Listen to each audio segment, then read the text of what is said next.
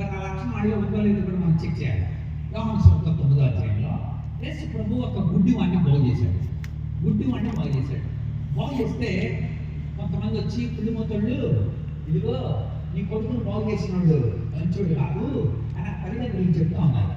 చెప్తా ఉంటే వెంటనే ఆ తల్లిదండ్రులు అన్నారు, ఆడు ఎలాంటివాడో మాకు తెలుసు, ఆడు పుట్టిన దగ్గర నుండి గుడ్డోడిగానే పుట్టాడు, కానీ ఆడు ఎలా బాగుపడ్డాడో మాకు తెలియదు కదా, మేము ఏం చెప్పాం ఆయన గురించి అడిగితే అని వాళ్ళు చెప్తున్న మాట 17 వచ్చింది. కాబట్టి వాళ్ళు మళ్ళీ ఆ గుడ్డివానితో అక్కడి కన్నులు తెరిచిన నీ మొత్తం గురించి ఏమైనా కొంచున్నావు అడుగుతా వాడు ఆయన ప్రవక్త అని చెప్పాను. వాడు గుడ్డివాడు ఏమైనా చూపుకున్న వీళ్ళు నమ్మక చూపుకొని వారి తల్లిని పిలిపించి గుడ్డివాడే పుట్టిన మీరు చెప్పిన కుమారుడు వీడేనా, అలాగే ఇప్పుడు వీడు ఎలా చూస్తున్నాడు అని అడిగింది. 20 వచ్చింది. అందుకు వారి తల్లిదండ్రులు వీడు మా కుమారుడని, వీడు గుడ్డివాడిగా పుట్టిందని మేము ఎరుగుదాం, ఇప్పుడు వీడు ఎలా చూస్తున్నాడో మేము ఎరుగము, ఎవడు వీడి కన్నులు తెరిచిన అది మేము ఎరగము, వీడు వయసు వచ్చినోడు వాడిని అడగండి తన సంగతి తానే చెప్పుకుంటాడు. అది వయసు వచ్చినోడు చేసే పని. ఏంట పని? తమ సంగతి తామే చెప్పుకునేవాడే వస్తుడు. అంటే యవనస్తుడు పరిగెత్తుకొని వచ్చాడు అని చదివామన్నా, తన సంగతి తానే చెప్పుకున్నవాడు యవనస్తుడు. ఇది చెప్పుకున్నాడు ఏదో చూడాలి. తన సంగతి తానే అమ్మా నువ్వు నాకు ఫీజు కట్టాలని చెప్పమ్మా అనడంతో వాడు యవనస్తుడు కాదు, అదేదో పిల్లడు ఉంటాడు. అదే పెద్ద నాన్న ఫీజు కట్టాలన్నా టైం 2వ తారీఖు లాస్ట్ పెట్టాను అంటాడు, వాడు యవనస్తుడు. తన సంగతి తానే చెప్పుకునేవాడు యవనస్తుడు. దేవుడితో కూడా నీ సంగతి నువ్వే చెప్పుకోగలిగితే నువ్వు యవనస్తుడు. దేవుడితో చెప్పుకోగలగాలి మనం. కనుక ఆ దమ్ము ఎలా వస్తుంది? వయసును బట్టి వస్తుంది. ఏ వయసును బట్టి వస్తుంది? ఆధ్యాత్మిక వయసును బట్టి. కనుక నిజంగా యవనస్తుడిగానే ఉన్నాడా? తన సంగతి తాను నిజంగా ఏసైతే చెప్పుకున్నాడా? చూద్దామా. రెండవ ఒక లక్షణం చూపెడతా. చాలా లక్షణాలు అంటే బైబిల్లో. రెండవ లక్షణం హెబ్రీయులకు రాసిన పత్రిక, నేను చెప్పినప్పుడు ఆన్ చేసుకోవాలి. హెబ్రీ పత్రిక 5వ అధ్యాయం 14వ వచనం. హెబ్రీ 5:14 వయస్సు వచ్చిన వారు అభ్యాసము చేత మేలు కీడులను వివేచించడానికి సాధకం చేయబడిన జ్ఞానేంద్రియాలు కలిగి. అంటే ఏంటో తెలుసా? 5:14 వయసు వచ్చినాడు అంటే ఏంటో తెలుసా? మేలేంటో కీడేంటో తెలుసుకున్నాడంట. యవనస్తుడు అంటే వయసు వచ్చేసింది కనుక పొడ పెట్టేస్తాం, పెద్ద పెద్ద ఫ్లక్షలేసి కాదు. యవనస్తులు అంటే మేలేంటో కీడేంటో గుర్తించగలిగినాడు యవనస్తుడు అంటే. ఇప్పుడు నిజంగా గుర్తించగలిగాడా? ఇప్పుడు మనం చూడాలి. ఆ లక్షణం ఉందా? అట్లా ఏది తప్పో, ఏది ఒప్పో, ఏది చేయకూడదో, ఏది చెయ్యాలో, ఏది మనం తినకూడదో, ఏది తినాలో, ఏది ధరించకూడదు, ఏది ధరించాలో, ఏది నవలకూడదు, ఏది నవలొచ్చో, ఏది వినకూడదు, ఏది వినాలో, విచక్షణ, డిస్క్రిమినేషన్ లెర్నింగ్, విచక్షణతో కూడిన అభ్యసనం ఎవడుకుంటుందో ఆడు యవనస్తుడు. మరి ఈ వచ్చినోడికి యవనస్తున్నా రాశారు కదా, ఈ లక్షణాలు ఉన్నాయో లేదో మీరే చెబుతుందని మనం దాన్ని వివరించుకుంటే వల్ల అది నిజంగా యవనస్తుడిగా ఉన్నాడో లేదో, లేదా నాటకం ఆడుతున్నాడో లేదో, వేషధారణగా యేసు ప్రభు దగ్గరకు వచ్చాడో లేదో మనకే అర్థం అవుతుంది. విషయావగాహనలో మనం ఉన్నప్పుడు తన సంగతి తాను చెప్పుకొని ఉండాలి. రెండవది మేలు కీడులను వివేచించడానికి సాధకం చేయబడిన జ్ఞానేంద్రియాలు కలిగి ఉండడా. ఎందుకోకూడదురా కాలతే, ఇందులో ఏడు కట్టుకూడదురా షాప్ కొడితే, ఇది తొందరగా తెప్పేసేయాలరా, ఇది పడైపోతే పడాలి మనం. అలాగా వివేచనతో విచక్షణతో తాను బతికేవాడు యవనస్తుడు. జీవితం కూడా అంతే. జీవితం నాశనం అయిపోతా ఉంది. కొన్నాటిని మనం లోపల పంపిస్తున్నాం, కొన్నాటిని చూడకుండా చూసేస్తున్నాం మనం. వాటి వల్ల కలుగుతున్న నష్టం కూడా మనకు తెలుసు.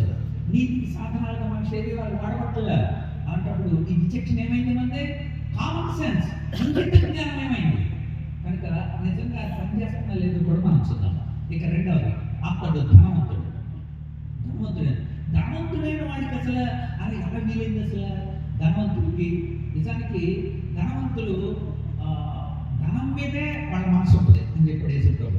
కొండ మీద ప్రసంగం చేసేటప్పుడు యేసు ప్రభు మొదటి అధ్యాయంలో ఇలా చెప్పాడు, మీ ధనం ఎక్కడ ఉండనో మీ మనసు. 21వ వచనం, మీ ధనం ఎక్కడ 6:21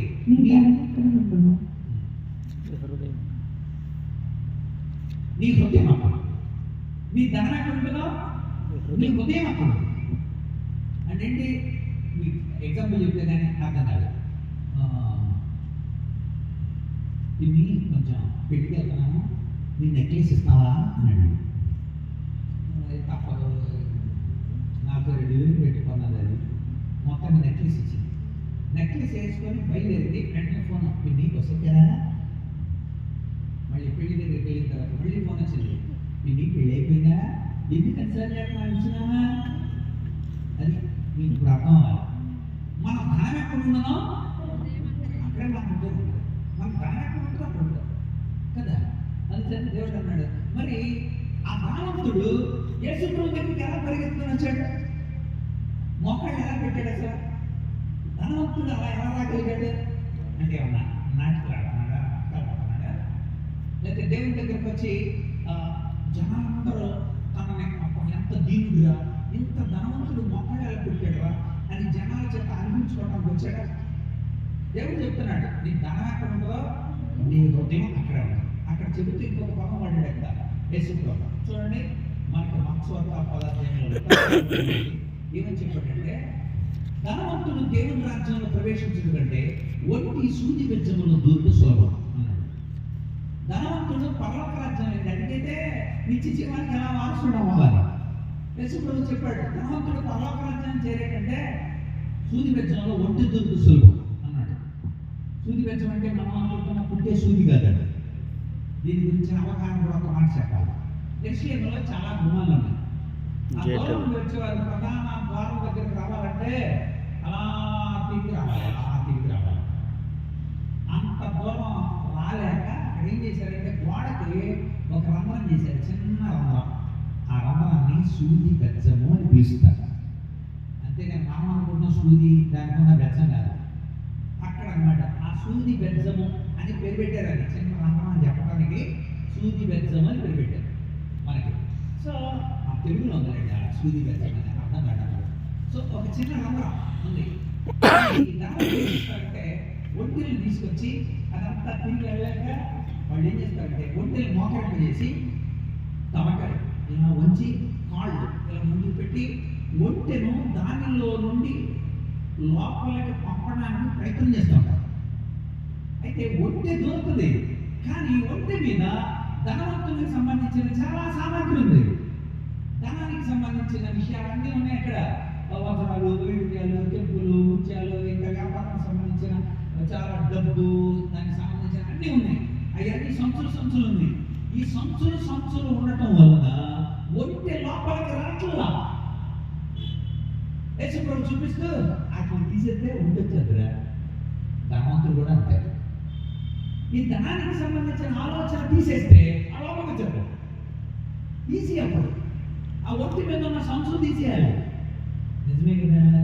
మనలో ఉన్న ఆలోచన కూడా అలాంటి ఆలోచన తీసేయాలి. డబ్బు ఉండటం తప్పు కాదు. డబ్బు వినియోగం దగ్గర వచ్చే తప్పు. డబ్బు అనేది గుడ్ సర్వెంట్. నేను ఇక్కడ రావాలి, డీజిల్ కొట్టుకోవాలి, డబ్బు కావాలి. Good servant. మనకు మంచి సేవకుడే ఉండాలి డబ్బు. కానీ అదే డబ్బు నెత్తి మీద పోతే తొక్కేస్తుంది అన్నమాట. మనల్ని తొక్కేస్తుంది, మన ఆలోచనలు తొక్కేస్తుంది. ఎలాగా అంటే a good servant at the same time bad master. Money అనేది good servant as well as bad master. నెత్తి మీదకి వస్తే ఇక అన్న కనపడదు, తమ్ముడు కనపడదు, పాస్టర్ గారు కనపడదు, భార్య కనపడదు. డబ్బు కోసం సొంతోళ్ళని నరికేసినాడు. డబ్బు కోసం సొంతోళ్ళని ఏదైనా చేసేయగలిగినాడు. ఈవెన్ ఆ దగ్గర జరిగింది, ఆ అమ్మమ్మ ఆస్తి కలిగింది. ఆ మనవడు తనకి అది రాసి ఉన్నాం ఇలాగే అంటుందని ఆ అమ్మని ఈక కోసేసాడు డబ్బు కోసం. అలాంటి సంఘటనలు రోజు ముందు చూస్తాం మనం పేపర్లో, వార్తల్లో. కనుక ఒక ధనవంతుడు పరలోక రాజ్యంలో ఎలా చేస్తాడు? వాడి మనసంతా ధనం మీద ఉంటుంది కదా. దేవుడి మీద ఎలా ఉంటుంది? వీడు ధనవంతుడే ఉంది, దేవుడి దగ్గరికి వచ్చి మొక్కలు ఎలా పెట్టాడు కదా. అంటే సంచులను తీసేసాడా? ఆ ఒంటి మీద ఉన్న సంచులన్నీ తీసేసి లోపలికి అంటే నాకు ఏం వద్దు ప్రభు అని తను తగ్గించేసుకున్నాడా? అవునా కదా. మనం చూడాలి. ఇప్పుడు మనం చూద్దాం. అంటే వాడు నిజంగా మనం కూడా అలాగే కనబడతాం. అలాగా మొక్కలు పెడతాం, అలా పక్కలు పెడతాం, అలా ప్రభు దగ్గరికి పరిగెత్తుకొని వస్తాం. అటెండెన్స్ చాలా బాగుంటుంది, చాలా వెప్పు పొందుతూ ఉంటాం మనం. కానీ యేసు ప్రభు దగ్గరకు వచ్చిన తర్వాత రియాలిటీ తెలుస్తుంది. యేసు ప్రభుకి వచ్చిన తర్వాత అర్థం పడితే మన జీవితాన్ని మనం చూసుకున్నప్పుడు అసహ్యం కలుగుతుంది. అందుకనే దేవుడు ఈ విషయాలు చెప్తా ఉన్నాడు. అంతేకాదు బైబిల్ గ్రంథంలో పౌలు తిమోతికి రాస్తూ, తిమోతి ఒక సంగతి నీకు చెప్పాలి, అదేంటంటే 6:9 ధనవంతులకు అపేక్షించేవారు, ఎప్పుడు డబ్బు కావాలని ఆశించేవారు శోధనలో పడిపోతారు, ఊరిలో పడిపోతారు, అవివేక యుక్తంలో హానికరమైన అనేక దురాశల్లో పడిపోతారు. అట్టి ఈ మనుషుని నష్టంలో నాశనంలో ముంచేస్తాయి. నష్టము నాశనమే. ధనాన్ని కాన్సన్ట్రేట్ చేస్తాయి. మళ్ళీ గుర్తు చేస్తున్నా, ధనం అనేది మీకు అందరికీ అవసరమే, ధనం అవసరమే. కానీ ధన వినియోగంలో నీవు ధనం మీదే మనసు ఉంచితే అది నిన్ను ఎలా నాశనం చేస్తాం ముందే చెప్పేశాడు. దురాశలలో పడదు, ఇంకా ఇంకా ఇంకా అనే పదం. మనుషులు నష్టాలకు నాశనం చేసేది ఇదే ధనమే అని చెప్పాడు. ఈ మధ్యన సైకాలజీ ఆఫ్ మనీ అనే ఒక పుస్తకాన్ని తెలియదు, చాలా ఖరీదైన పుస్తకం, సైకాలజీ. నాతో ఒక మాస్టర్ వెళ్ళాడు, ఏంటి సార్ ఎంత ఉన్నాయి పుస్తకం, 700 రూపాయలు ఉన్నది ఈ పుస్తకం అన్నాడు. అవును, దీని వినియోగం దగ్గరే లోపం అంతా దెబ్బతింది. దీని వినియోగం దగ్గరే చాలా మంది కుటుంబాలు నాశనం అయిపోయాయి. దీని వినియోగం దగ్గరే దేవుడిని దురస్తులైపోయారు. దీని వినియోగం తమ్ముడు తాము పొడుచుకున్నారు, తమ్ముడు తాము పొడుచుకొని చచ్చిపోయారు. ఇక్కడ కూడా చెప్తాడు అక్కడ, ఎందుకనగా ధనాపేక్ష సమస్త కీడులకు మూలము. కొందరు దానిని ఆశించి విశ్వాసాన్ని తొలగిపోయారు. ఆ డబ్బు కోసం, ఆ ఒక్క పూట కూటి కోసం తన జ్యేష్ఠత్వ భావాన్ని అమ్మేసుకున్నారు. అట్టి భ్రష్టుడైనను, అట్టి వ్యభిచారులైనను మీలో ఉన్నారేమో జాగ్రత్త చూసుకోండి అన్నాడు దేవుడు. కనుక అక్కడ రాయడం మాట అలా తొలగిపోయి నానా బాధలతో, ఇది కేవలం ఎంత మోసం బ్రదర్, నాతో పాటు పనిచేసాడు బ్రదర్, నాతో పాటు ఉండేవాడు బ్రదర్, నాతో మేమంతా కలిసి చేసాం బ్రదర్, ఎంత నమ్మకం బ్రదర్, అలా అనుకున్నాను బ్రదర్. కనుక ఏం జరిగింది లేదు. కనుక తమ్ముడు తాము నానా బాధలతో తమ్ముడు తాము పుడుచుకోరు. కనుక అతడు యవనస్తుడు, అతని లక్షణాలు చూసాం. అతడు ధనవంతుడు, అతని లక్షణాలు చూసాం. అలాంటి వాడు నిజంగా యేసు ప్రభు దగ్గరికి వచ్చి మోకాళ్ళు పెట్టి అతడు పరిగెత్తుకొని వచ్చాడు. ఇది నిజమైనదేనా? మూడవది, అతడు అధికారి. అధికారులు ఎలా ఉంటారండి? అధికారులు ఎలా ఉంటారంటే ఆదేశిస్తారు, వాళ్ళు చేయరు. దగ్గర కొంచెం మెసేజ్ ఇస్తారా అని అనుకోండి, నేను వెంటనే ఎవరా మసలు ఎక్కడా మెసేజ్ చేస్తారా వచ్చారు మీకు చూసి నాకు నేను చెప్పినట్టు చదువు ఇలా భయపడింది. ఇది అంటారు, ఇదిగో నేను వెళ్ళమంటే వెళ్తారు, రమ్మంటే వస్తారు. అది అధికారి అంటే. యేసు ప్రభు దగ్గరకు వచ్చినప్పుడు కూడా ఒక అధికారి చెప్పిన మాట్లాడే మత్తయి సువార్త 8వ అధ్యాయం. నేను ఒకటి రమ్మంటే వచ్చును చెప్పు. చూడండి, మత్తయి సువార్త 8వ అధ్యాయం 9వ వచనంలో ఒక అధికారి యేసు ప్రభు దగ్గరకు వచ్చి ఇలా అన్నాడు, నేను కూడా అధికారానికి పిలువబడిన వాడిని, నా చేతి కింద సైనికులు ఉంటారు, నేను పొమ్మంటే పోతారు, రమ్మంటే వస్తారు, నా దాసుని పని చేయమంటే ఆ పని చేస్తారు. వాళ్ళు అధికారి అంటే వెళ్ళమంటే వెళ్తారు, రమ్మంటే వస్తారు, చేయమంటే చేస్తారు, ఉండమంటే ఉంటారా. కానీ అలాంటి అధికారి తానే ఎలా వచ్చాడు? అధికారి పరిగెత్తుకొని వచ్చాడు, మళ్ళీ పైగా మొక్కళ్ళు పెట్టాడు. అధికారుల్లో ఎలాంటి లక్షణం ఉంటుందని మనం కలవర చూస్తున్నాం. మరి ఈ అధికారిలో ఉన్నది నిజమైన విధేయతేనా?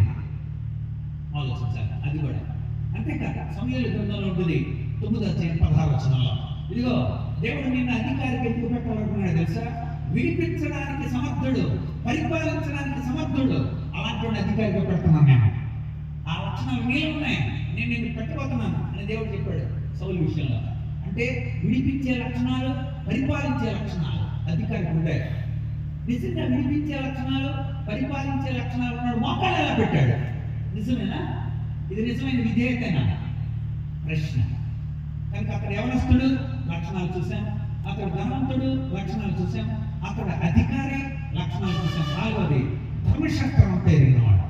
చెప్పాడు, నాకు అన్నీ తెలుసు. ధర్మశాస్త్రంలో 613 ఆజ్ఞలు ఉంటాయి. 613 ఆజ్ఞలు, అందులో 365 ఆజ్ఞలు ఇలా చేయకూడదురా అని రాశాడు దేవుడు. 248 ఆజ్ఞలు ఇలాగ చేయాలా నాన్న అని చెప్పాడు. 365 చేయకూడనివి, 248 చేయాల్సింది. మన పిల్లలకు కూడా చెప్పాల్సింది ఏం చేయకూడదో చెప్తాం అంతే, ఏం చేయాలో చెప్పాలి. ఏంట్రా ఏం చూస్తున్నా చూడ అన్నా, కానీ ఏం చూడాలో చెప్పాలి, అది కూడా చెప్పాలి. ధర్మశాస్త్రం రెండూ చెప్తుంది. ఏం చేయకూడదో చెప్తుంది, ఏం చెయ్యాలో కూడా చెప్తుంది. కనుక వాడు ధర్మశాస్త్రం అంతా చదువుతాడ. ధర్మశాస్త్రం అంతా చదివినవాడు మనం ఆలోచిస్తే నిత్య జీవనకు వారసుని అవుతాకు నేను ఏం చేయాలని ఎలా అడిగాడు? కావాలని అడిగాడా? అంటే నిత్య జీవానికి లేకపోతే ఇలా ఇలా చేస్తే నిత్య జీవం వస్తుందని ఎక్కడ రాయబడలేదా? లేకపోతే ఇలా చేస్తే జీవాన్ని నిత్య జీవం వైపు ఇలా మనం పంపిస్తాము, లేకపోతే దేవుడు మాట్లాడాలి వింటే మనం నిత్య జీవం పొందుతాము, లేకపోతే ఇది నీతి, ఇలాంటి నీతిని దేవుడు ఆశించాడు అని ధర్మశాస్త్రం ఎక్కడ చెప్పలేదా? కనుక మనం తిమోతి పత్రికలో ఒక మాట మనం చదవాలి ఈ సందర్భంగా. తిమోతి పత్రిక మొట్టమొదటి అధ్యాయం 6-7 వచనాలు నేను చదువుతున్నాను, చూడండి. కొందరు వీటిని మానుకొని తొలగిపోయి తాము చెప్పు వాటినైనా నిశ్చయమైనట్టు రూఢిగా పలుకు వాటినైనా గ్రహింపకపోయినను ధర్మశాస్త్రోపదేశకులై ఉండగోరి నిష్ప్రయోజనమైన ముచ్చట్లకు తిరిగి. చాలా మంది తాము చదివి ప్రాక్టికల్గా లేకుండా చెయ్యాల్సినవి చేయకుండా ముచ్చట్లతో గడుపుతూ ఉంటారట, ధర్మశాస్త్రోపదేశంలో చెప్పుకుంటారట అన్నాడు దేవుడు. పౌలు తిమోతికి రాస్తున్నాడు. చాలా మంది ధర్మశాస్త్రోపదేశకులై ఉన్నారు, వాళ్ళు ఇక్కడ చెప్తున్నాడు చాలా స్పష్టంగా, వాటిని మానుకొని అందులో తొలగిపోయి చెప్పే వాటిని నిశ్చయంగా చేయాల్సిన వాటిని ఇవి చేయాలా అని రూఢిగా పలికిన వాటిని వాళ్ళు గ్రహింపకపోయినను, వాళ్ళు గ్రహించట్లేదట, చేయట్లేదట, చేయకుండా ధర్మశాస్త్రోపదేశకులై ఉండవాలి. అంటే ప్రాక్టికల్ లైఫ్ లేకుండా. కనుక మన జీవితాల్లో ఎంత ఉపయోగం ఏంటి? ఆ యొక్క రసజ్ఞత లేనప్పుడు ఏంటి ఉపయోగం? మానవ కవి అదే అంటాడు, చదువుది ఎంత కలిగిన రసజ్ఞత ఎంచుక చాలకున్న ఆ చదువు నివర్ధకంబు గుణ సంహితులెవ్వరు మెచ్చరెచ్చటం పొదువుగా మంచి కూర పాకము చేసినైనా ఇంపక వెడు ఉప్పు లేక రుచి పుట్టగా నేర్చున్నట్టయ్యా మాస్టరా. మానవుడు చెప్తున్నాడు, చదువుని ఎంత కలిగిన ఎన్ని అప్లైసి ఎన్ని పట్లు పడినా రసజ్ఞత ఎంచుక చాలా. అంటే ఆ పాటకు సంబంధించిన బతుకు నీళ్ళు లేకపోతే అంటే అర్థం ఉండాలి. పెళ్లి పాటలు ఎక్కడ పడేస్తాడు ఒకరోడు స్టేజీ దిగుతున్నప్పుడు నేను అతను తీశాను, నేను ఎక్కి వెళ్ళాను, ఇది పేడలేదు భార్య అంటే చూసా భర్తలు తెలిసిన పాట పడేస్తాడు. పాట పాడటం గొప్ప కదా, అనుభవంలో పాడవరా ఎక్కడన్నా పెళ్లి చేసుకొని అప్పుడు పెళ్లి పాట అంటే ఏంటో పాడు.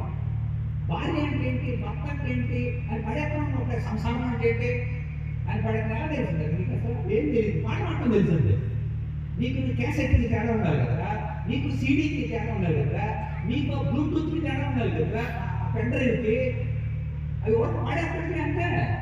కానీ జీవము కలిగిన వాళ్ళం మనం, విచక్షణ కలిగిన వాళ్ళం మనం అర్థం చేసుకోవడానికి, ఆలోచించడానికి, వివేచించడానికి, విశ్లేషించడానికి, పరిశీలించడానికి, పరిశోధించడానికి, అన్వయించడానికి, నడవడానికి, చెప్పడానికి, పోల్చడానికి, ఇతరులకి మనకు ఉన్న తేడా తెలుసుకోవడానికి బుర్ర పెట్టాడు. మనకే బుర్ర వినియోగించుకుని పాడు, ఆత్మతో పాడుదను, మనస్సుతో పాడుదను అన్నాడు. కనుక రసజ్ఞత ఇంచుక చాలకుండా ఆ చదువు నిరర్థకం. ఎందుకంటే చదువుతుందా సంస్కారం తెలియదు, అంత చదువు అయితే పక్కన కొట్టు దగ్గర కొడుకు ఎక్కడ రాదు. అదే నేర్చుకున్న సంస్కారం. ఏంటో సంస్కారం? తల్లిదండ్రులు ఇదే చూపించలేదు చదువు ఎందుకండి, అది ఇంట్లో ఓడవలేని చదువు ఎందుకన్నా, మంచిగా తీసుకురాలేని చదువు ఎందుకు, సహాయపడిన చదువు ఎందుకు, క్రియలు లేని చదువు ఎందుకు? ఏమైపోయింది సంస్కారం? రసజ్ఞత ఎంచుక చాలకుండా ఆ చదువు నిరర్థక గుణ సంయుక్త ఎప్పుడు నచ్చరచ్చటం. ఈ 3 రోజులు చెప్పాక ప్రాక్టికల్ లైఫ్లో తీసుకోగలేదు. అందుకు చెప్తున్నా ఫస్ట్ రోజునే ఇక్కడ స్వార్థ చెప్పబడుతున్న రక్షణ సంబంధించిన విషయాలు చెప్పబడుతున్నాయి. ఆధ్యాత్మిక ఔన్నత్యానికి కావలసిన వనరులు ఇక్కడ ఇస్తున్నారు. ప్రతి పాట ఒక అద్భుతమైన సందేశం. అంటే పగిలిపోతున్న ఒక్కొక్క పాట పాడుతుంది. ఇందాక చెల్లి ప్రేమ గురించి పాడుతున్నప్పుడు, ప్రేమ గురించి పాడుతున్నప్పుడు ఎంతో ప్రేమనైనా ప్రాణమిచ్చిన ప్రేమ అది అసలు పదాత్మీకరణ కలిగేస్తుంది, సబ్లిమేషన్ పడుతుంది, ఐడెంటిఫికేషన్ మనలో ఉద్భవిస్తుంది. అది దేవుడి కోరుకుంది. రసజ్ఞత ఎంచుక చాలా ఉందని ఆ చదువు నిరర్ధకం. గుణ సంయుక్తులు ఎవరు మెచ్చరెచ్చటం. పొద్దున ఒక మంచి కూర నలపాకం చేసిన మంచి కూర చక్కగా తయారు చేసి ఉప్పు లేక రుచి పుట్టకం నేర్చున్నట్టే మాస్టర్. ఇంకొందవేడి ఉప్పు, అందులో దానికి సరిపోయినంత తగినంత ఉప్పు లేకపోతే, ప్రాక్టికల్ లైఫ్ లేకపోతే ఏంటంటే జీవితానికి కావాల్సింది ఎస్. కనుక ధర్మశాస్త్రోపదేశకులు చెప్పేవి నిశ్చయమైనవి అన్ని మాటని గ్రహించక వాళ్ళు నిష్ప్రయోజనమైన ముచ్చట్లతో ఉన్నాం. మనం కూడా అందులో ఇంకో మాట కూడా మనం చదవాల్సిందే. గలతీ రాసిన అపోస్తలుడైన పౌలు ఇలా చెప్పాడు. గలతీ పత్రిక మీలో 5:4 గలతీ పత్రిక 5:4 మీలో ధర్మశాస్త్రం నీతిమంతులను తీర్చబడి వారెవరో వారు క్రీస్తుల నుండి పూర్తిగా వేరు చేయబడి ఉన్నారు. ఇదేమి చిత్రం? ధర్మశాస్త్రం లోబడిన వారెవరో, నీతిమంతులుగా మేము ధర్మశాస్త్రం మన నీతిమంతులం అన్న వారెవరో అన్నాడు. అంటే అర్థం ఏంటి? మీకు అర్థం కావాలి ఈ మాట. అంటే ధర్మశాస్త్రం అన్న తప్ప కాదు. జాగ్రత్త వినాలి. పిల్లలు అవార్డు ఇవ్వడం కోసం మాస్టర్ మంచి పనులు చేసిన వాళ్ళు ఏసి నిలబడమన్నారు. మొట్టమొదటి కుర్రాడు వచ్చాడు. అయ్యా నేను మంచి పని చేశాను, ఏం చేసిరా అన్నాడు మాస్టర్. ఒక బుడ్డాయిని రోడ్డు దాటలేకపోతున్నాడు. నేను గబ్బ వెళ్ళి రోడ్డు దాటించాను. రెండోవాడు నువ్వేం చేశారా? నేను కూడా రోడ్డు దాటించాను అన్నాడు. ఓ వెరీ గుడ్, ఇంటి పేపర్ రైటా. మూడోవాడు అన్నాడు నేను కూడా రోడ్డు దాటించాను. ఇలాంటి పనులు చేస్తే మీరు అవార్డు ఇస్తాను అన్నారు కదా. అదేంటిరా ముగ్గురు ఎప్పుడెప్పుడు చేశారు అంటే అదేదో చేసామండి. అదేదో ఎలా చేశారా? ఆడు అటు నుండి ఇటు దాటించాడండి. వెంటనే నేను మళ్ళీ ఇటు నుండి అటు దాటించానండి. ఆ మూడోవాడు మళ్ళీ అటు నుండి ఇటు దాటించాడు. బుద్ధివాన్ని రోడ్డు దాటించిన వారికి బహుమానం. ఇది ధర్మశాస్త్రం చెప్పింది. Very good. గుడ్డోళ్ళకి మేలు చేస్తే బహుమానం. వీడు చేసింది ఏంటి? మేలే. రోడ్డు దాటించారు లేదా? నిజం చెప్పండి. లిటరల్లీ వాళ్ళు అక్షరార్థంగా రోడ్డు దాటించారు. కానీ అవార్డు కూడా నేను ధర్మశాస్త్రాన్ని పాటించేశాను, అక్కడ నాకు అవార్డు కావాలంటే నీ మనసు ఎదురా, అందులో న్యాయం ఎదురా. ధర్మం చేయమన్నారు. ధర్మం అంటే అర్థం భిక్షణ కాదు. అక్కడ అర్థం వేదోక్త విధి, జ్ఞానంగా చెప్పబడి చేయాల్సిన పనిని ధర్మం అంటారు. మనం చేయాల్సిన ధర్మం అంటే భిక్షణమని కాదు. పొద్దున్నే వచ్చి ధర్మం చేయమ్మా అంటే అర్థమేంటి? నీ లక్షణాన్ని చూపించమ్మా. నువ్వు దేవుడి ద్వారా కలిగి ఉన్న ఉపకార ధర్మం, ఉపకార సంబంధించిన లక్షణం అది కూడా అని కేకేసిన వెంటనే నష్టపడు. పొద్దున వచ్చా ఎడవగా ఎడవగా అవుతున్నా పట్టు పట్టు చేసింది. Very good. నువ్వు ధర్మం చేసావు, వెరీ గుడ్. ఉపకారాన్ని చూపించావు. అలా ఇతరులకు ఉపకారం చేస్తే అబద్ధం ఉన్నాయి. ధర్మశాస్త్రం చెప్పాడు. కానీ దేవుడు నేను చూసినప్పుడు అడిగేవాడు అబద్ధం చేశాడు. కానీ మనసు లేదు. ఇచ్చావు, కాలుకి ఇచ్చావు, కానీ సొనుకుంటా వాడు ఎంత ఇచ్చాడు? 5 ఇచ్చాడా? అలా కొంత కలిపి అని చెప్పుకుంటాం. ఇచ్చాడు కానీ ఆమె పోల్చుకొని ఇచ్చాడు. అక్కడ పెట్టారు కానీ వచ్చారు కానీ అందారా తినిపోయారు.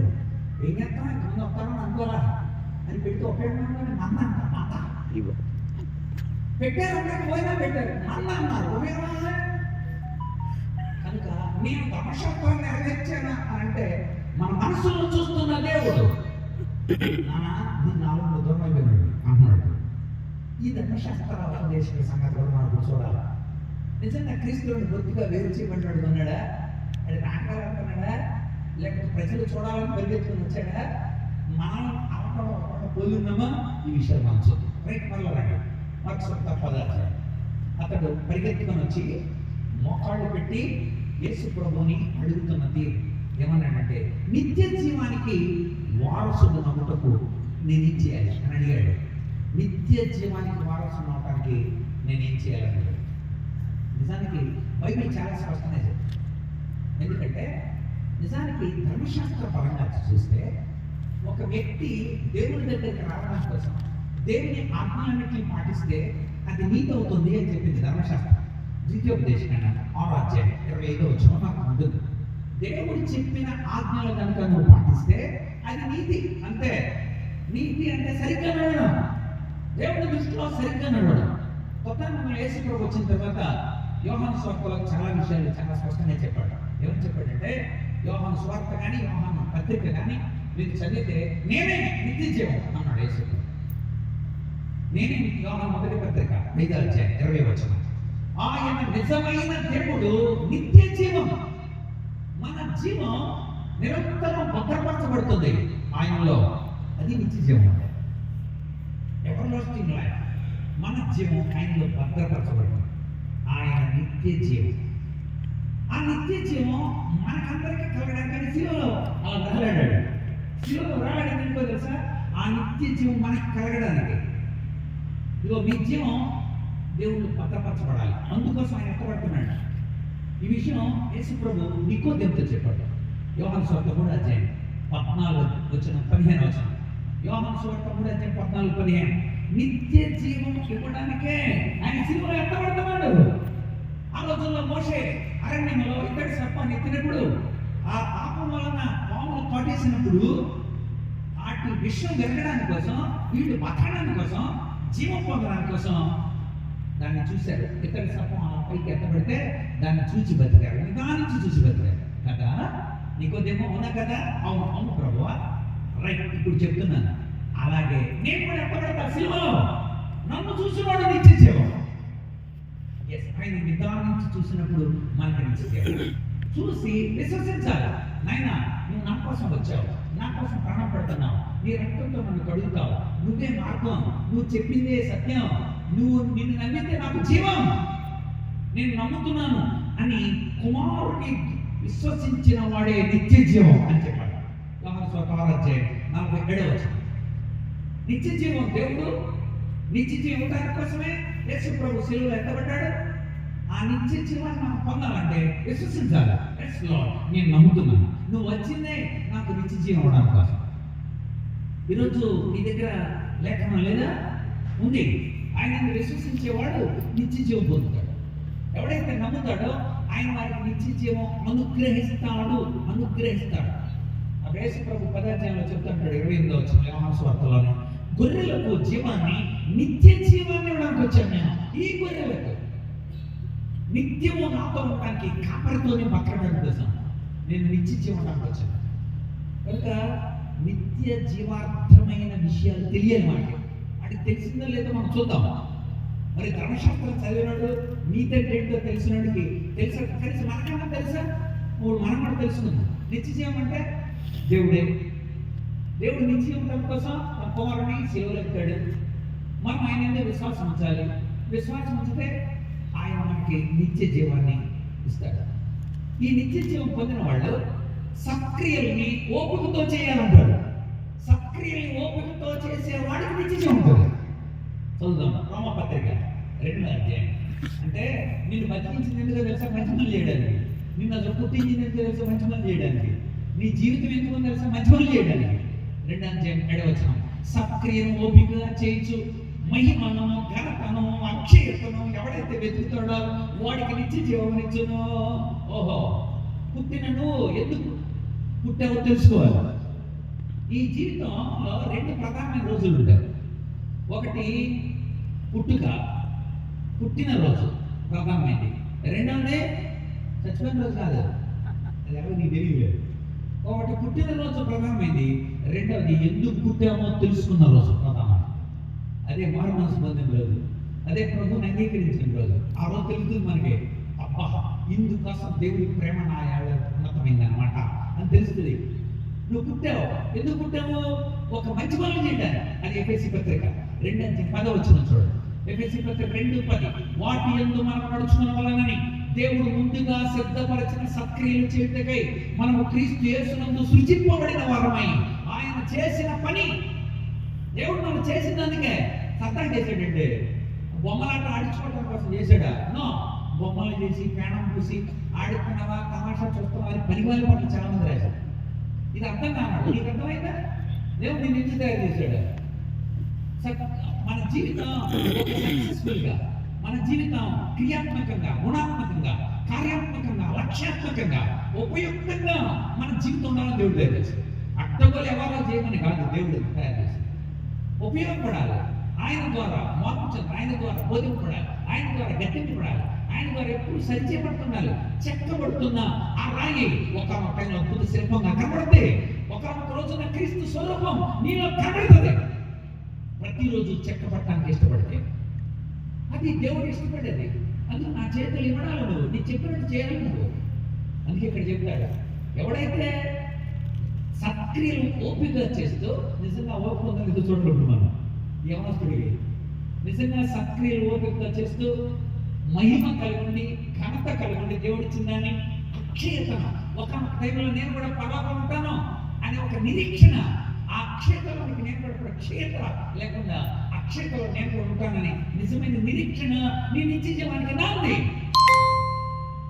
చాలా బాగా అసలు రోమిలకు రా కనుక ఈ యవనస్తుడు నిత్య జీవం నాకు కావాలి అని అన్నాడు. అవునో కాదు మాకు తెలియాలి. నిజంగా క్షేత్రని కోరుకుంటున్నాడా? నిజంగానే సక్రియను ఓపికతో చేస్తున్నాడా? మంచి పని. ఇప్పుడు దేవుడు కొన్ని పనులు చేయి అన్నాడు, ఓపికతో చేయాలి, చేస్తాడు అనాలి అన్నాడా? నువ్వు చూడాలి. దేవుడు చెప్తున్నాడు నిత్య జీవం అంటే తెలిసింది కదా, నిత్య జీవం పొందాలంటే ఏంటో చెప్తున్నాను కదా నేను కూడా. ఇదిగో నువ్వు ఇక్కడ నీ పనులు చేయి అన్నప్పుడు వాడు ఒప్పుకున్నాడా?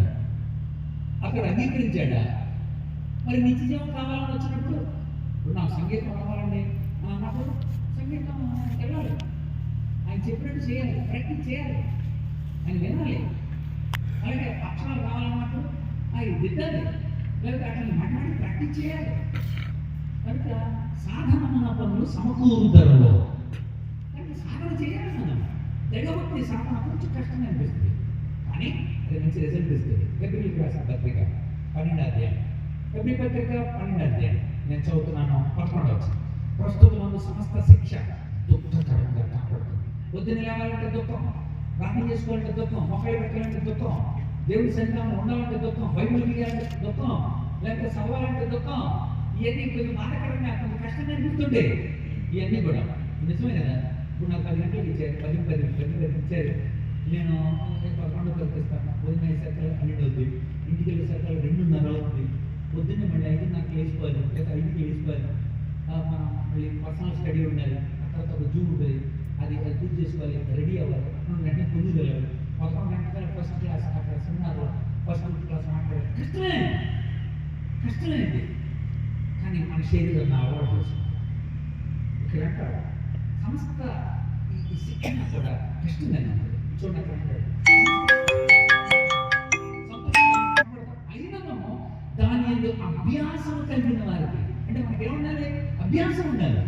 వీడికి అభ్యాసం ఉందా లేదో ఇప్పుడు మనం చూద్దాం. అభ్యాసం మనం కూడా కలిగి ఉండాలి.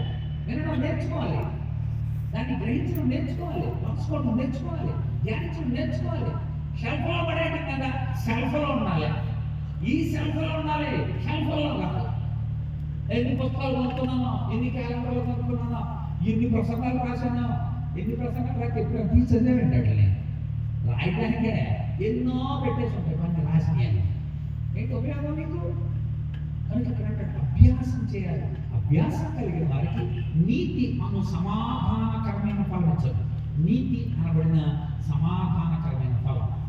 కనుక నీకు సమాధానమైన ఫలం రావాలంటే ప్రీచ్లెస్, ప్రాక్టీస్ మాటలు తగ్గించే, ఒట్టి మాటలు కట్టి పెట్టోయి, గట్టి మేలు తలపట్టవు, రోజాడ జాడగా. కనుక ఒట్టి మాటలు కట్టి పెట్టే ప్రాక్టికల్ కదా. యేసు ప్రభు చేయుచును చెప్పుచును వచ్చాను అన్నది సత్యం. అది జీవితం అంటే చేస్తూ చెప్తూ వచ్చాడు, చెప్పుతూ చేయడం కాదు, చేసి అప్పుడు చెప్పాలి. ఆయన 4 గంటల ఉపవాసం మధ్య 5 గంటల ఉపవాసం ఇదంతా ఆయన అన్ని చేసి చెప్పాలి. మన జీవితానికి ఆయన ఆదర్శం. మనం అలా ఉండాలని దేవుడు కోరుకున్నాడు, నిత్య జీవాన్ని వెతుకుతున్నాడు. అయితే ఇక్కడ యేసు ప్రభు మాకు అద్భుతంగా సంబోధించాడు. ఏమని సంబోధించాడో తెలుసా? సద్బోధకుడా అన్నా. దట్ ఈస్ యువర్ నాలెడ్జ్, జ్ఞానం. ఏంటా జ్ఞానం? నేను సద్బోధకుడునని నీకు తెలిసింది. చాలా మందికి తెలిసేసి చాలా మంచోడు. మా ప్రొఫెసర్ అన్నాడు, నెల్లూరులో నేను ఎంఈడి చేసినప్పుడు మాకు ప్రొఫెసర్ అన్నాడు, ఏదో సందర్భంలో వచ్చింది, స్త్రీ గురించి మాట్లాడుతాను. నేను కూడా చెప్తే పల్సన్ చాలా క్లోజ్ ఉంటాడు, శివేశారు ఆయన.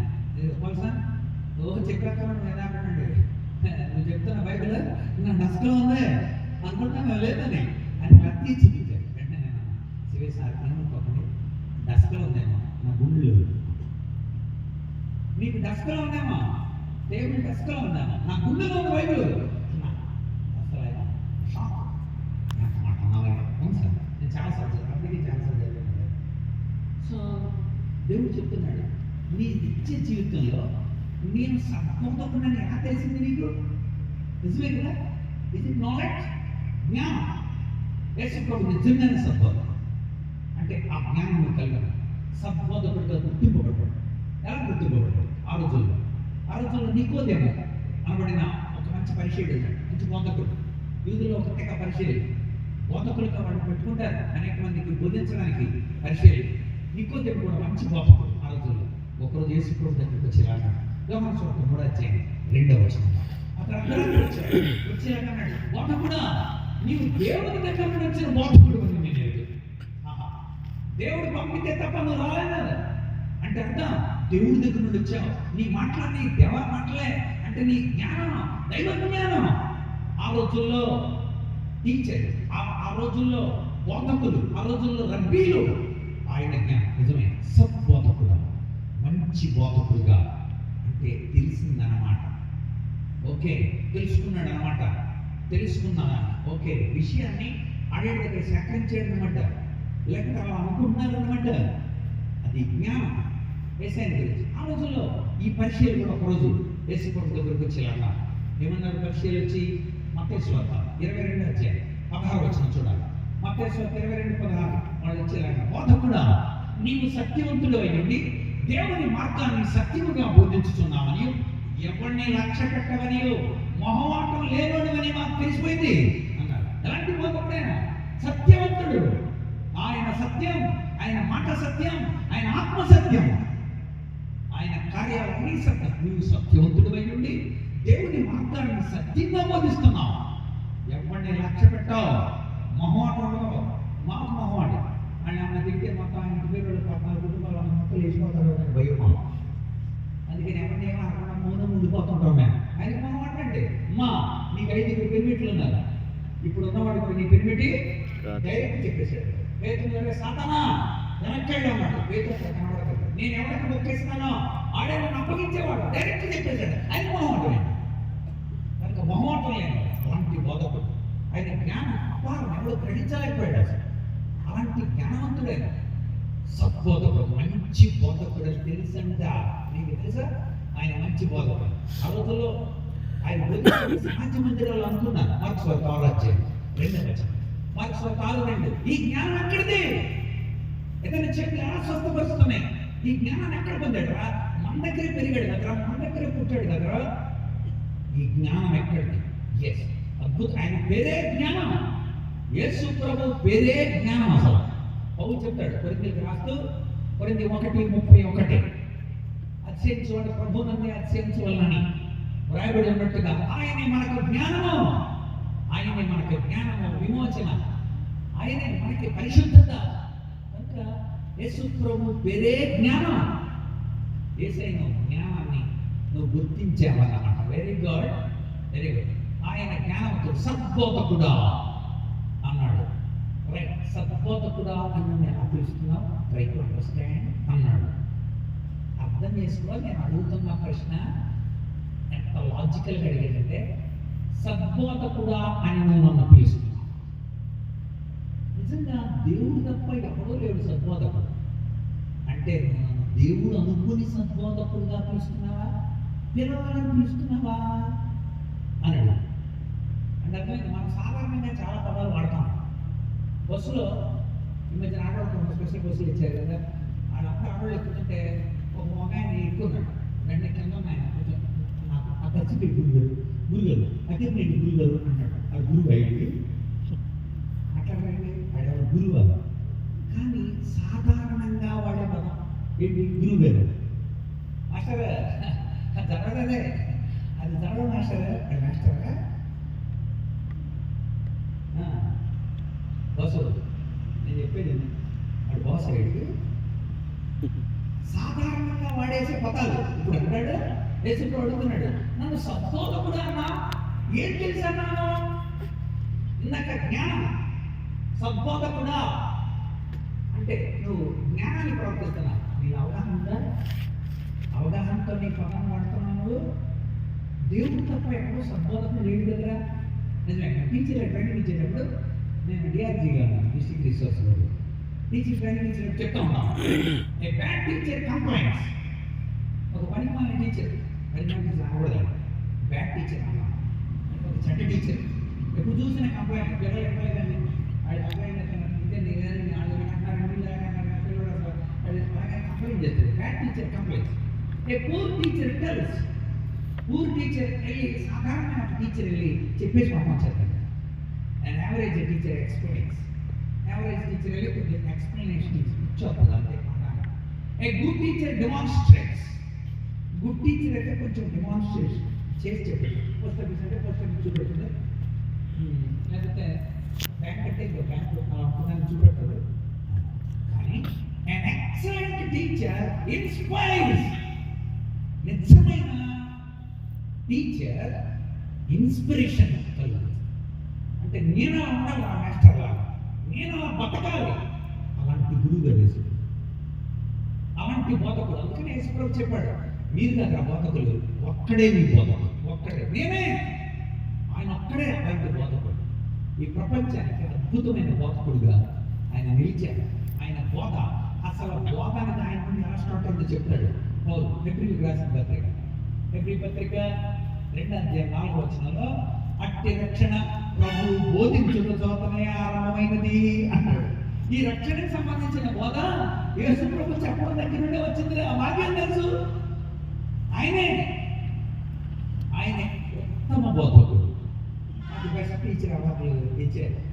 2-3 మండల స్థాయి, జిల్లా స్థాయి, అలాగా ఉత్తమ ఉపాధ్యాయుడు అని అది చెప్పేటప్పుడు చాలాసార్లు చెప్తారు, ఇలాంటి బోధించాడు కనుక, ఈ బోధించాడు కనుక. ఆ మెథడ్ ఇప్పుడు బోధిస్తే ఎవరు అంటారు? ఆ టైంలో ఆ మెథడ్ సుప్రీం కనుక ఆ పద్ధతి ఆ రోజుల్లో ఉంది కనుక ఆ పద్ధతిని బట్టి వెరీ గుడ్ అన్నాను. ఆ పద్ధతిని ఇప్పుడు కనుక బోధిస్తే నేను పనికిరాను, మా పిల్లలకే పనికిరాను.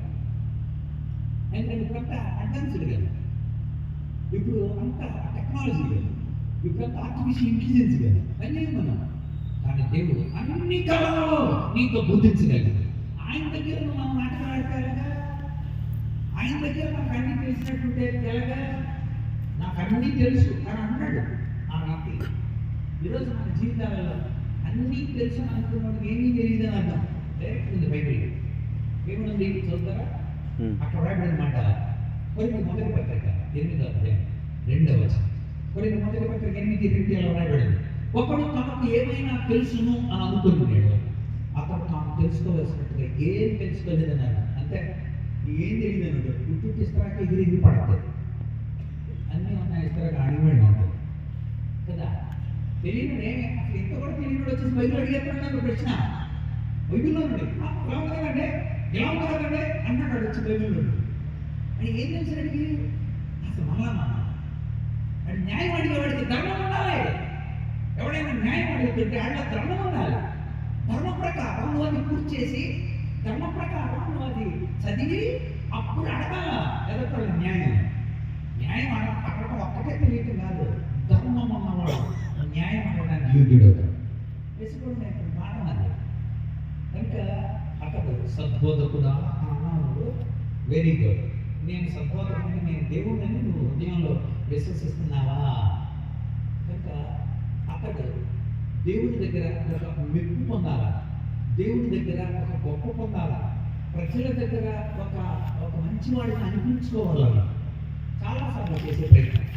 కొన్ని రాస్తూ అపోస్తలుడైన పౌలు ఇలా రాశాడు. చూడండి 10వ అధ్యాయం 11 కొరింథీ 2వ పత్రిక 10:18 ప్రభువు మెచ్చుకుని వాడే యోగ్యుడు, తను తాను మెచ్చుకుని వాడు యోగ్యుడు కాదు. తను తాను మెచ్చుకునేవాడు యోగ్యుడు కాదు, ప్రభు మెచ్చుకోవాలి.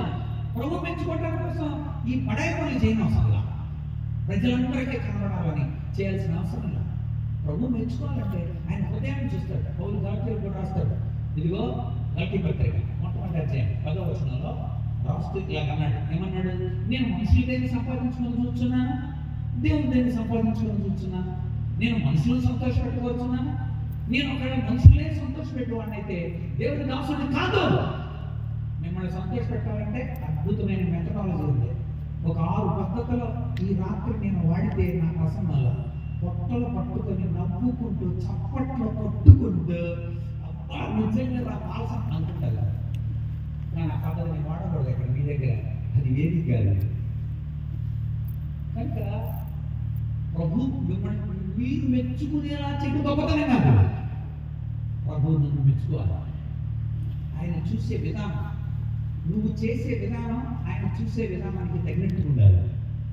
ఆయన చూస్తున్నాడు, నీ అంతరంగాన్ని చూస్తున్నాడు ఆయన. అపోస్తలుల కార్యాలు 1:24, అపోస్తలుల 1:20 నీ లోపల చూస్తున్నాడు ఆయన. నువ్వు ప్రార్థన చేసేటప్పుడు నీ లోపల చూస్తాడు. నీ కానుకిచ్చేటప్పుడు ఆయన పేరు చూస్తున్నాను కానుకిస్తున్నప్పుడు ఆయన చూస్తూ ఉన్నాడు. అందరి హృదయంలో ఎరుగుతున్న ప్రభువా అని ప్రార్థన చేశాడు.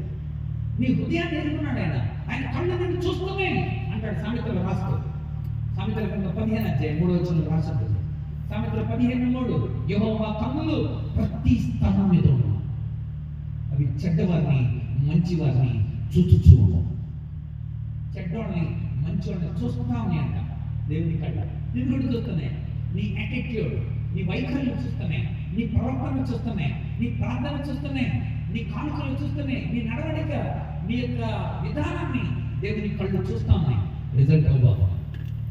కనుక దేవుడు నీతో మాట్లాడుతున్నప్పుడు అర్థమైపోతుంది, అతడు మంచివాడుగా తను తాను గుర్తించాలనుకున్నాడు. యేసుప్రభువు అడిగాడు, సరేనే, వెరీ గుడ్, నువ్వు నన్ను దేవుడిగా భావించడం అన్నట్టు, అందుకోసమే నన్ను సంబోధకుడు అన్నా. అర్థమైంది. నిజంగా నన్ను దేవుడిగా భావిస్తే 10 ఆజ్ఞల్లో దేవుడికి మనిషికి సంబంధించిన 4 ఉన్నాయి. నీకు పక్కోడికి సంబంధించి 6 ఆజ్ఞలు, 10 ఆజ్ఞలు. 4 ఆజ్ఞలు దేవుడికి మనిషికి సంబంధించి, 6 ఆజ్ఞలు నీకు పక్కోడికి సంబంధించి. సరే, నన్ను దేవుడిగా నన్ను అంగీకరిస్తున్నట్లు ఒక చెప్పుంటే మన ఇద్దరు ఆజ్ఞలు వదిలేసి నీకు పక్కోడికి ఉన్న ఆజ్ఞలు పాటిస్తున్నావా అని అడిగాడు. 6 ఆజ్ఞలు ఉన్నాయి కదా, ఎన్ని ఉన్నాయి కదా, మిగిలిన 6 అవి పాటిస్తున్నావా చెప్పు కదా, అవి పాటిస్తున్నావా అని అడిగాడు. చూద్దాం. మార్క్స్ 10 వెంటనే వద్దు, నీ తల్లిదండ్రులకు సంబంధించిన ఆజ్ఞ నీకు తెలియదు కదా అని అతనితో చెప్పాడు. వెంటనే బాల్యం నుండి నేను వాటిని అనుసరిస్తూనే ఉన్నాను. బారు మిట్టివా అన్న మూల భాషలో దాని అర్థం ఏంటో తెలుసండి. బారు మిట్టివా అంటే ధర్మశాస్త్ర కుమారుడిని నేను అసలు, ధర్మశాస్త్ర కుమారుడిని అంటే చిన్నప్పటి నుండి నేను అలా చేస్తున్నాను, అప్పచెప్తున్నాను. చిన్నప్పటి నుండి అప్పచెప్తున్నాను. చిన్నప్పటి నుండి మేము పొట్టి చెప్పాను. అది కంటే ఇవి గంట సంఖ్య చెప్పేది హోష రామసోపతి హోనామిక నమ్మును అవకు చెప్పని అంటే స్పీడ్ చెప్పారా మంచిది అన్న దేవుడు. చిన్నప్పటి నుండి నువ్వు అంటే నేను పెద్ద నీతివంతుణ్ణి కానీ తను తాను కనపరుచుకోవడానికి చేసే ప్రయత్నం అది. దేవుడి దగ్గర నేను నన్ను నీతివంతుడిగా చేసుకోవాలనుకున్నావా నువ్వు? మన ఈ మధ్యన విజయప్రసాద్ రెడ్డి గారి మీటింగ్స్లో ఒక ఎన్కౌంటర్ జరిగింది, ఒక ముఖాముఖి. అది చెబుతూ ఉండగా అకస్మాత్తుగా ఒక చెల్లి ఆడియన్స్ నుండి లేచి ఒక ప్రశ్న ఇస్తుంది. ఆ ప్రశ్న ఏంటంటే, లోకంలో చాలా మంది నీతిమంతులు ఉన్నారు, నీతిమంతులు అర్థం ఏంటి అని అంటే అని చెప్పింది, సిగరెట్ కాకుండా, సినిమాలు చూడకుండా, మందు కాకుండా చాలా నీతిగా బతుకుతున్నారు.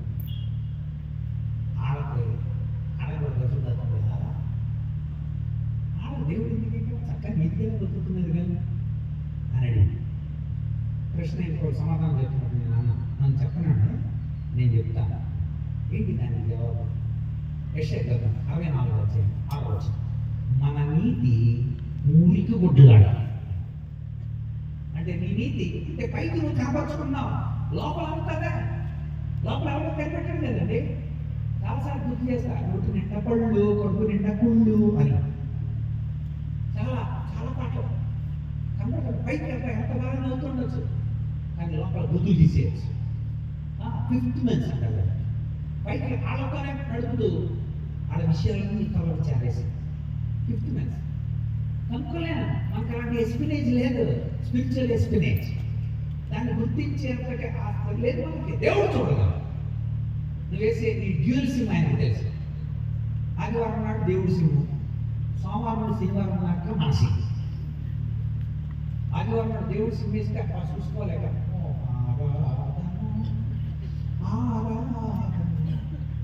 ఆదివారం. సోమవారం అంటే ఇయర్ ఫోన్స్లో వచ్చే పాటలేంటి, సాయంత్రం లేకపోతే అందులో చూసేయండి, మన సెలవులో చూసేయండి. ఆ టైంలో దేవుడు మళ్ళీ కాల్ చేసేయండి, అందుకని సింగిల్ సంబంధం ఆగేస్తున్నాం. దేవుడితో మళ్ళీ సంబంధం మళ్ళీ ఆదివారమే. వన్ డే కాదు, సండే కాదు కదా. ఎవ్రీ డే నీ ప్రవర్తన చూస్తున్నాడు ఆయన. నీ నీతి మురుగుకుంటున్నాడు. మా భాషలో చెప్పాలంటే మసిగొడ్డ అంటే చేపల కూర దాకలో వండుతున్నారు, దాన్ని తెచ్చడానికి మసిగొడ్డ. పాలు పొందితే దాన్ని తెచ్చడానికి మసిగొడ్డ, పప్పు తెచ్చడానికి మసిగొడ్డే, అన్నిటికీ మసిగొడ్డే. మనసే మసిగొడ్డ.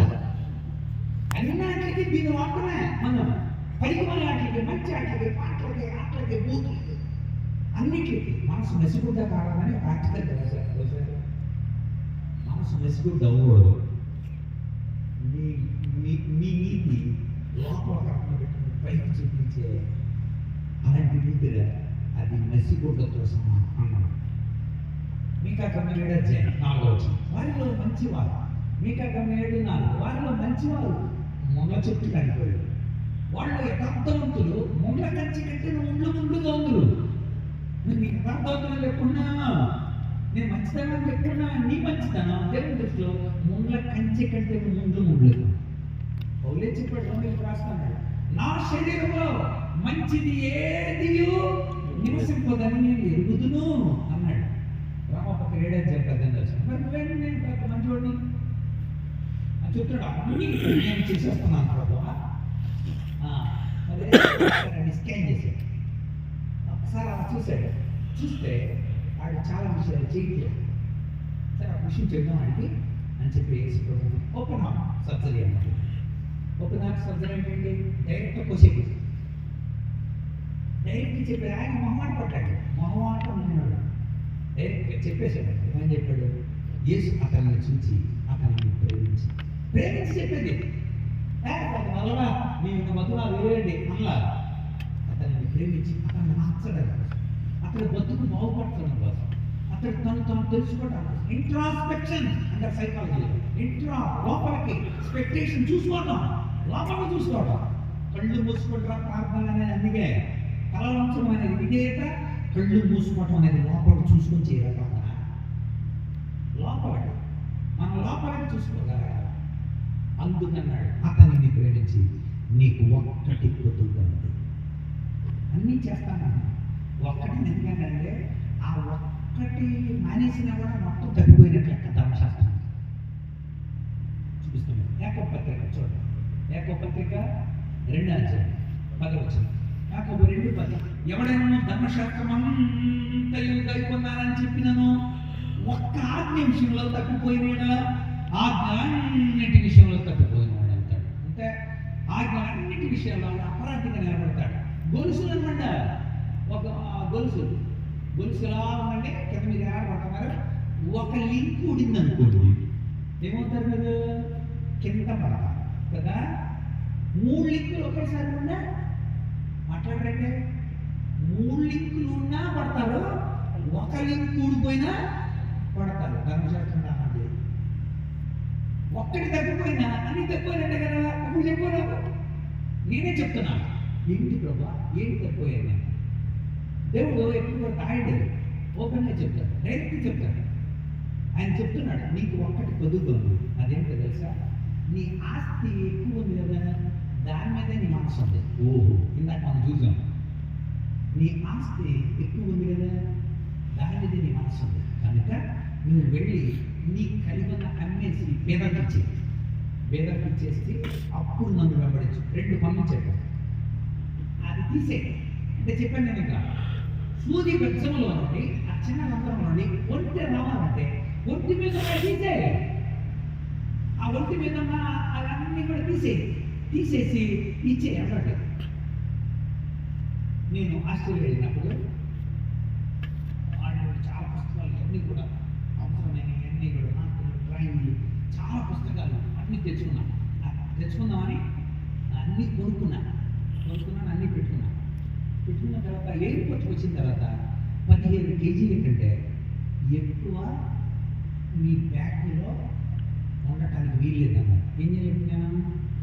చెప్పాలి. ఏం చేయాలంటే చెప్పండి, ఏం చేయాలి? తీసేయాలి. లేదక్కడ తీసేయాలి. అలా తీసేయగలిగితేనే నీ బ్యాగ్ వెళ్ళాలి. హ్యాండ్ బ్యాగ్ ఇంకా చాలా ఉన్నాయి, తీసేయాలి. కొన్ని నీకు ఇష్టమైనవన్నా నియమం ప్రకారం తీసేయాలి. దేవుడికి ఇష్టం కానట్లకి నీ నుండి తీసేయగలరా? అది నాకు ఇష్టం లేక అన్నప్పుడు తీసేద్దా? యోగు గ్రంథం 11వ అధ్యాయం, యోగు గ్రంథం 11వ అధ్యాయం. నీకు బాగుండొచ్చు కానీ ఇప్పుడు దేవుడికి ఇష్టం లేదు. దేవుడికి ఇష్టం లేనప్పుడు తీసేయమంటే తీసేయాలి. 11 యోగు గ్రంథం. నీవు నీ మనసును తిన్నగా నేర్పినాడు కదా, నీ చేతులు ఆయన వైపు చాటున్నాడు కదా, పాపమే నీ చేతిలో ఉన్నట్టు చూసి నువ్వు దాన్ని విడిచినేడలా, నీ గుణాలలో నుండి దుర్మార్గతను కొట్టేసినేడలా నిశ్చయంగా నువ్వు నిర్దోషమై ఉంటుంది. కొట్టేయాల్సింది, తీసేయాల్సింది, చంపేయాల్సింది. అవి ఉండకూడదు. ఆ దేవుడికి ఇష్టమైన ఎందుకు ఉంచుకున్నాను అంటే నీకు ఇష్టమైన దాన్ని ఉంచుకున్నావేమో. నీకు ఇష్టమైన దాన్ని ఉంచుకొని నువ్వు దేవుడి నుండి దూరం అయితే, అంటే దేవుడి నుండి దూరం అయితే దేవుడు ఏం చెప్తారు తెలుసా? నీకు ఇష్టమైన దాన్ని తీసేస్తాడు. మళ్ళీ చెప్తున్నా, నరపుత్రుడా, నీ కన్నుల తిప్పైన దాన్ని నువ్వు దాచిపెట్టుకుని ఉన్నావుగా, నన్ను మర్చిపోయావు కదా, ఒక్క దెబ్బతో తీసేస్తున్నా. ఏసుకేలు గ్రంథం 24వ అధ్యాయం 16వ వచనంలో రాసి ఉంటుంది అన్నమాట. నువ్వు దేవుడిని మర్చిపోయి దేన్ని ఎక్కువ ప్రేమిస్తావో ఒక్క దెబ్బలో తీసేస్తావు. నేను అనుకున్నాను, దేవుడి దగ్గర ఇష్టం తీసేసాడండి. చాలా మంది సాక్ష్యాలు చెప్పారు. ఏడమందిగా అన్నవద్దు మృతుల కోసం రోగం చేస్తారు చూసారా? నేను అనుకున్నానమ్మో దేవుడా, ఇప్పుడు అది లేదమ్మో అని ఎడుతూ చూసా. మృతుల కోసం రోగం చేస్తారు. ఆ చెయ్యికి ఎందుకంటే సార్ ముందే చెప్తున్నా, దేవునికి అయిష్టమైన దాన్ని తీసేయటం నేర్చు. ఇది తీసేశాక నీకు ఒక్కటి పొద్దుగా ఉంది అబ్బాయి, న్యాస్తాను నిర్వహించేసే చెప్పాలండి. అది చెప్పాలా? వేదన కనికరించేవాడు, కప్పించేవాడు, ధర్మశాస్త్రం రాసిలేదా? వాళ్ళని కనికరించాలని రాసిలేదా? ఉంది. ముందే చెప్పాను కదా, వాళ్ళు చెప్పుకోవడం ఎందుకు తప్ప వాళ్ళు ఆ పాటించవలసిన వాటి విషయాల్లో వదిలేసి ముచ్చట్లతో కడుపుతారు. ఇప్పుడు యేసుప్రభువు చెప్పినప్పుడు థ్యాంక్ యూ లార్డ్, నేను అలా చేస్తాను. జక్క వేసి చూడాలి. నిజంగా అరే మాకులాంటి ఉద్యోగం చేసేవాడు ఆ పట్టణంలో ఆ మత్తయ్య ఎలా మారాడురా? అసలు నేను వాడు ఒకే ఉద్యోగం, అలాంటి దుర్మార్గుడు అలాంటి ఎక్కువ వసూలు చేసేవాడు, నేను ఎక్కువ వసూలు చేస్తుంటాను, ఇప్పుడు ఎలా మారాడు? యేసుప్రభువు ద్వారా మారాడంట. ఆయన వస్తానంట, చూద్దాం అని చెప్పాడు. యేసుప్రభువు వచ్చేసాడు. వచ్చి జక్కయ్య దగ్గరికి వచ్చి చెట్టు దగ్గర ఆయన నిలబడి, జక్కయ్య మీ ఇంట్లోకి వస్తాను అన్నాడు. జక్కయ్య సంతోషంలో దిగాడు కానీ గుండె పగిలిపోయింది. జక్క ఏమంటే నీ ఇంట్లోకి వస్తాను అన్నాడు. ఏసే ఇంట్లోకి వస్తాడు. వీరి వల్ల అన్నీ సొమ్ము యేసుప్రభువు ఇంట్లోకి వస్తాడు. మనని తవ్వి ఒక చెక్క పెట్టి ఆ చెక్కలో డబ్బులన్నీ పెట్టి పైన అంతా కూడా అలికేసాము సిమెంట్లో. అది కూడా కనబడిపోతాం. ఇవన్నీ కనబడిపోతాయి. వేసేది వెళ్తున్నాడు కానీ గుండె జారిపోతుంది. చెక్క యేసుప్రభువు దగ్గర, ప్రభువా ఏంటి చెక్క, నా గుండె పగిలిపోతుంది ప్రభువా, నేను అన్యాయంగా సొమ్ము సంపాదించాను. ఎవరైనా చెప్పాలా? దేవుడి మనస్సు నీళ్ళు ఉన్నప్పుడు దేవుడు ఆజ్ఞలు పాటిస్తాను. ఆజ్ఞ ఆయన మన లోపల పుట్టదా? వెంటనే అన్నాడు, 2 రూపాయలు 8 రూపాయలు ఇస్తాడు. అంటే పెళ్లి దగ్గరికి వచ్చేస్తున్నాడు యేసుప్రభువు. నేడు ఇంటికి రక్షణ చేసింది. ఎలా వచ్చింది రక్షణ? ఒప్పేసుకున్నాడు. యేసుప్రభువుతో నడుస్తున్నప్పుడు, యేసుప్రభు మాటలు వింటున్నప్పుడు, యేసుప్రభువుని చూసినప్పుడు నీ బతుకులో ఆయన మాటలు నేను పాటించాలన్న మనసు పుడుతుంది. అంటే బడాయిగా చెప్పుకోవడం కోసం ఒకళ్ళు పెడతావా? బడాయిగా జనాలకే చెప్పుకోవడం కోసం ప్రార్థనలు చేస్తావా? బడాయి కోసం మాటలు పెడతావా? జనాలు మెచ్చుకోవాలన్నా దేవుడు మెచ్చుకున్నాడా? దేవుడు మెచ్చుకున్నాడా? నీ మాట నీ బతుక్కి సంబంధం లేకపోతే దేవుడు మెచ్చుకోడు. మన జీవితం ప్రభు కావాల్సి, మన ద్వారా దేవుడు మహిమ పొందాలని ఇష్టపడ్డాడు. ఇతడు అబ్రహాం కుమారుడు డైరెక్ట్ చెప్పేశాడు. ఇంటికి వచ్చేలోగా మార్పు వచ్చేసింది. ఎలా వచ్చింది? యేసయ్య నా ఇంటికి వస్తున్నాడు అన్న నిజమైన ఆలోచన. యేసయ్య నా ఇంట్లోకి వస్తే జరిగేదేంటో నిజంగా విశ్వాసం ఇంట్లో ఉంటాయి. నువ్వే వెంటనే ఇంట్లో ఉన్నట్టు తీసుకోవాలి. ఏదైతే దైవ వ్యతిరేకంగా ఉన్నాయో వాటన్నిటి కత్తిరించేస్తా ఉన్నట్లయితే ఇవి మనం ధరించకూడదు, ఇవి పెట్టకూడదు, పిల్లలకు ఇవి ఇలా ఉంచకూడదు, ఇవి ఇలా ఉండకూడదు, నువ్వే కత్తిరించదు. ఎవడో చెప్పాలంటే దైవ వ్యతిరేకమైన లేఖనాల ద్వారా నువ్వు బొదింపబడతావు. ఆయన ముఖ దర్శనంలో తెలిసిపోతుంది. మా రహస్య పాపాలు కనపడుతున్నట్టు